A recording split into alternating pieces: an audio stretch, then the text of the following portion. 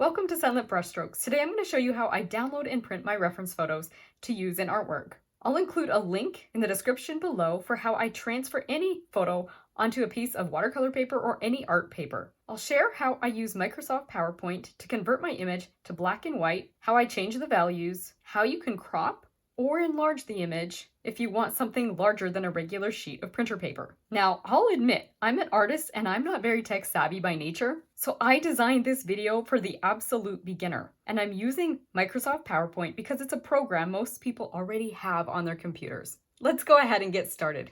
So I'm going to start by going to my video where I show you how to trace easy painting outlines from a photo or how to transfer an image onto watercolor paper. You'll be able to watch how I do the tracing process. And then in the description below, you can find the photo that I used for this particular project. So I'm going to go ahead and click that link, and it's going to take me to the Blue Jay image. I'll just quickly close that thing that popped open there. And right below the Blue Jay, you can see this great big green button, and it says download image. So I'm going to push that, and things are starting to download onto my computer now. So now I'm going to go ahead and open up Microsoft PowerPoint. And I'm going to choose blank presentation. I'm going to get rid of these two boxes here because we don't need them. So I just clicked on them, and then you can put backspace or delete, either will work. And this is the main thing we need to do with Microsoft PowerPoint that's different than Word, and yet in so many other ways this is an easier program to work on. And along the top row here, after it says File, Home, Insert, then there's Design. So I'm going to click Design, and at the very end of here, I'm going to go all the way down, and it's going to say Slide Size. So I'm going to push slide size or click slide size and go to custom slide size. And this box is going to open. Now, what we want to do is make this slide size the same size as a sheet of paper. So right now the width is 13.333 inches. And so I'm going to just change that. So I've typed in 11 on my keyboard. Then for height, I'm going to go 8.5 because that is the dimensions of a regular size sheet of paper. Now, long ways, it would be the other way around if you wanted a vertical format to work in, which is actually what I usually do use. Then you would do width 8.5 and height 11 inches, right? You would just reverse those numbers. But because we're working with more of a horizontal image, I thought, why don't we just go with the horizontal slide size? But either would work. Then I'm going to go ahead and push OK. And you can click either of these. It's going to ask you maximize or ensure fit. It really doesn't matter with what we're doing because our slide is blank right now. Now we're going to insert our image. So we go up to the top again. So again, you see across the top says File, Home, Insert. We're going to go Insert, and right underneath Insert, you see Pictures. So we're going to select Pictures and then choose them from this device and then go to Downloads. And you're going to see I already had downloaded one of these earlier, but I've got two pictures of the Blue Jay here. Just click one of them and place Insert. And there we have it. Our Blue Jay is on our document. And this is where, if you like printing things in full color, you can. I find that uses a lot of color ink. And so this is where I'm going to show you how I convert this to black and white as well as lighten it so that I don't use up as much computer ink, plus then the image is not as dark. So I'm going to go up to the top here, and right now, if things are not looking the same as my screen, you'll want to go to picture format. Because my Blue Jay is currently selected, you can see these little dots, around the outside of my Blue Jay. It means it's selected. And so I can right away see under here, I can see color as an option. So right under here, you can see remove background or corrections or color. I'm going to select color, but if you can't see that, let's say things are like at the home page like this. If this is how things look, then you want to go across the top where it says picture format, select that, and then that should open. You'll be able to see color. So then I click this, and all of a sudden this box opens up for me. I have a whole bunch of options, and you could just pick this first one that you see, and it's going to make it black and white, just like that. However, I find that's a bit dark. When it prints, especially because I'm just using cheap computer paper, which is quite porous, it absorbs a ton of ink and sometimes your image ends up too black. So I like to go under here. Instead of picking that top one, I go near the bottom, and there's one that's a really, really light gray.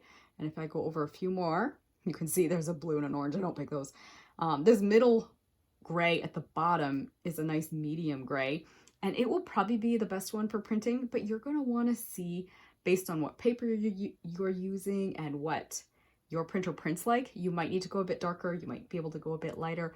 You'll just have to experiment, but probably one of those options, that either the light gray or the medium, will be the best for you. And then if you're happy with how this is sitting on your, if you want to call it your piece of paper, your slide, whatever, if you're kind of happy with the way that's looking, you could just go ahead and print it. If you want to see how large it's going to be when it actually prints, you can come down to the very, very bottom here. There's this little zoom slider here where you can zoom in and out. So if you go all the way to 100%, it'll show you that's what you're going to have more or less when you print. But I'll just shrink it back down because then you can see my whole sheet there. And if you want to make it larger, you can. You'll have to realize that your printer will leave a little bit of margin. You're always going to have white at the edge of your paper because your printer needs something to hold on to as it prints. So it's going to have to hold on to the edge of the page. So you're going to have some white strips, but you could make it a little bigger if you want. If you're okay with the chance that a little bit of this edge will get cut off as it prints, that's fine. And when your image is on your slide, you can make it larger or smaller by coming up to one of these these little ball things here, or circles. Just drag on one of the corners and you can make your image larger or smaller. You can put a lot of them on one page. So if you wanted to have a lot of small images, you could, or you can have it fill the whole page. You don't want to drag one of the side ones like I've just done here, because it will make it stretched out and it will distort it. So don't click on either the side or the top or the bottom of these. Always when you're wanting to grow or shrink something, let me just undo this. If you want to grow or shrink something, you're going to want to always grab this picture from one of the corners and not from one of these ones here, if that makes sense. And if you accidentally do something wonky, you can of course undo. So there's an undo button up here, this little backwards arrow at the very, very, very top left corner of your screen. You can do that, or use the shortcut on your keyboard, which is Control or Command. You push that at the same time as the letter Z or Z, and it will undo whatever your last move was. And from here, you can pick how many copies. Usually it's always just one. But if you come down here where it says full page slides, print one slide per page, you see this box here that's kind of highlighted. If you click it and open it, it will open this other box here, and you're going to see, or I should say other window, you're going to see this option here that says scale to fit paper, and there's a check mark. You will probably want to take that off if you're printing directly from PowerPoint, and you really want to make sure that you're getting exactly the size of image you're wanting or you're thinking you're getting. That would be one way to help ensure that things are a little bit more accurate. You could click that, and then instead of having scale to fit paper, you just take that off, and you can see that's actually made it look a little bit larger, closer to the edges of the page, if you will. Again, that is optional. I often eyeball, but if you really want your image to be a certain size and you're very particular, that's where you would want to pay attention to that. I don't. I'm not very particular. Then I just put print, and away it goes. Things should be going to my printer. All right, now this is optional, but let's just say you wanted to print something and you wanted to crop it. Like, let's say you're like, I really don't need all this background here. Maybe you want to crop it off. You can just, there's a couple ways you can hit crop. So right now, because the picture is selected, I'm just going to shrink him a little bit there. You can come, again, I'm under picture format. You're going to see way over here towards the right side, there's this crop button here. You can click that, and all of a sudden it's put these little black things on the corner, and you can grab one of them and drag it like so, and then click away. So right now it's dark. This is showing the part that's going to crop off. Then I'm just going to come up and click my mouse anywhere on the screen besides right there, and it's just cut that section off. You can also access crop by doing a right click on your picture, and you can see crop comes up as an option in this little box here. So you could click that, and that would also work. And look, it shows us the part we already cropped off. If we wanted to do something different or we changed our mind, we could change our mind and bring that back over. So that's how you can crop an image, which is helpful because you might have parts of your image you don't want to print. So if I click my image and my mouse is lower on the screen, you'll see the crop, that little crop option actually comes up below rather than above. I haven't really paid too much attention to that, but just pay attention if you're using the right click of the mouse to access crop. it might come up in one, it might come up in more than one place. Okay, so now I'm going to just tell you a little tip if you want to print your image larger than one sheet of paper, what you can do. I don't do this very often, but I have had the odd time that a student has wanted to do a larger picture or project that doesn't fit on a normal size sheet of paper. This is what I do. What I'm going to do is I'm going to take my bird and I'm going to stretch it over more than one page. So if you think about it, okay, I'm going to just come over down here and shrink my whole document. Like, it's not actually shrinking, but I'm zooming out. I just went to that bottom corner in the right there. I made it to like 40% or something. So you can see my bird on my page now. Everything's a lot smaller. This will still print on like the way it would look if this was a full sheet of paper. But let's say I want to make this bird maybe like twice the size or something. I'm going to print it so that half of I'm turning it. So this little thing at the top of here, this little arrow thing, I grab it and I kind of drag with my mouse so that I'm turning him on his side.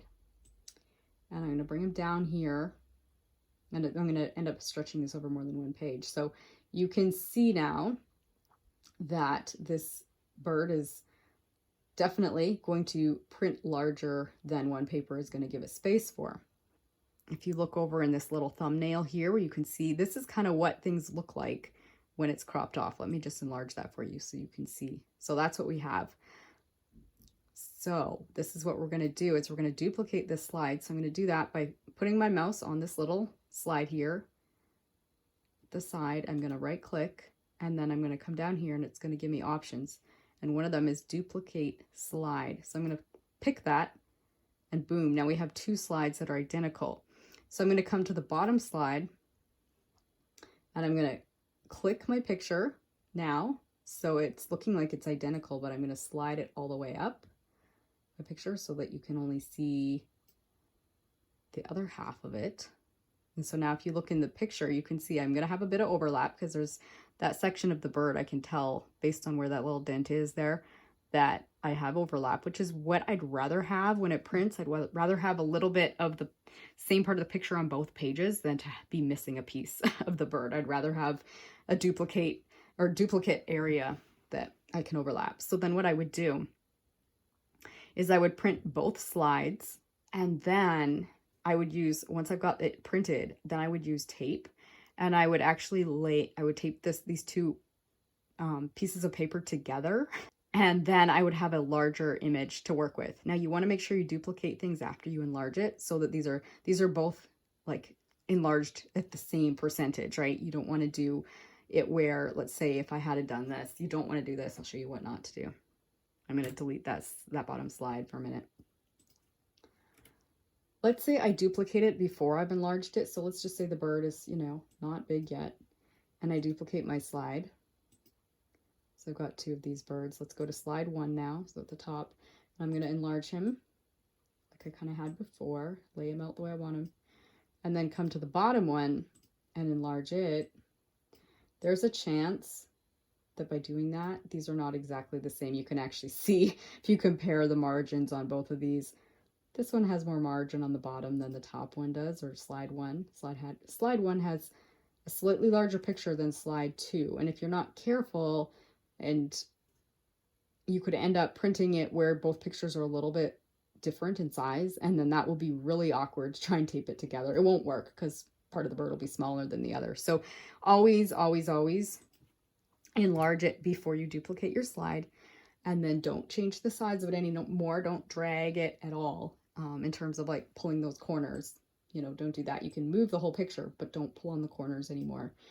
And so then you duplicate and you can just do this. Move it, don't pull the corners, if that makes sense. So that's how I would go about printing an image if I need it larger than a normal size sheet of paper. I hope this simple tutorial was helpful for you and that it brought a little taste of God's beauty and peace into your everyday life, and that it's inspired you to continue enjoying your own creative journey. See you again soon. Bye.